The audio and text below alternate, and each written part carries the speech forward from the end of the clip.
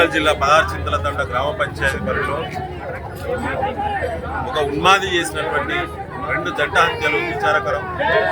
లంబాడ గిరిజనులు చాలా ప్రశాంతంగా ఉండాల్సిన తండాల్లో ఇలాంటి ఘటన ఈ రాష్ట్రంలో మొట్టమొదటి ఘటన.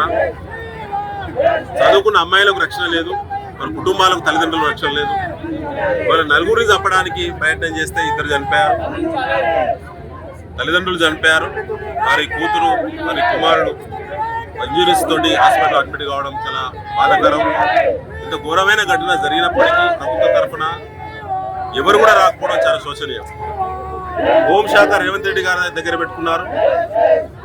ఏ ముహూర్తాన వారు ముఖ్యమంత్రి అయినలో కానీ రాష్ట్రంలో జరిగే విచిత్రమైనటువంటి జుగుప్సాకరమైన ఘటనలు చాలా జరుగుతూ ఉన్నాయి.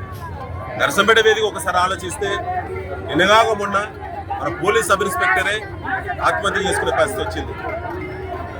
వారి శవాన్ని రోడ్డు మీద పెట్టి దళిత కుటుంబం మా కుటుంబానికి న్యాయం చేయాలని చెప్పి ప్రభుత్వాన్ని ఆర్జించే దుస్థితి వచ్చింది.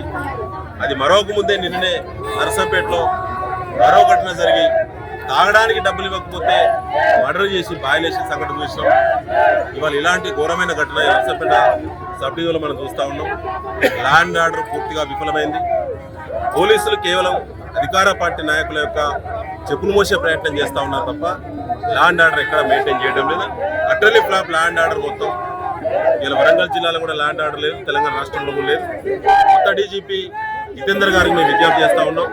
ముఖ్యమంత్రి గారి పాలన, మంత్రుల యొక్క పనితీరు, స్థానిక ఎమ్మెల్యే కనీసం ముఖం కూడా చూడకపోవడం, సొంత మండలంలో లంబాడ గిరిజనులు ఈ స్థాయిలో వారి కుటుంబాల చిత్రం అయితే కూడా కనీసం స్పందించకపోవడం అనేది తీవ్రంగా మేము ఖండిస్తూ కొత్త డీజీపీ గారు వెంటనే బాధ్యుడైనటువంటి నిందితుడైనటువంటి మరి ఆ నిందితుడిని తీవ్రమైనటువంటి శిక్ష పడేటువంటి విధంగా అన్ని చట్టాలను మన పైన పెట్టాలి. ఆ కుటుంబానికి న్యాయం చేయాలి. మిగిలిపోయినటువంటి 2 విద్యార్థులు ఇలా చనిపోయిన కుటుంబం యొక్క బిడ్డ కానీ కొడుకు కానీ మిగిలిపోయారు. వారు కూడా ఇంజరీస్ ఉన్నాయి. ఇలా నిందితుడు బెయిల్పై బయటికి రావగానే ఆ 2 కూడా రక్షణ ఉండదు, వాళ్ళని కూడా చంపేస్తున్నటువంటి భయంతో ఇలా గండావాసులు గిరిజన బిడ్డలందరూ ఆందోళన చేస్తూ ఉన్నారు. ఆ 2 కూడా ప్రభుత్వ ఉద్యోగాలు ఇవ్వాలి. దాంతోపాటు కుటుంబానికి ఎక్స్గ్రేషియా 50 లక్షలు ఇవ్వాలి. దాంతోపాటుగా మరి ఆ 2 పిల్లల రక్షణ కూడా ప్రభుత్వమే సంపూర్ణమైన బాధ్యత వహించాలని చెప్పి ఇలా బీఆర్ఎస్ పార్టీ డిమాండ్ చేస్తాం.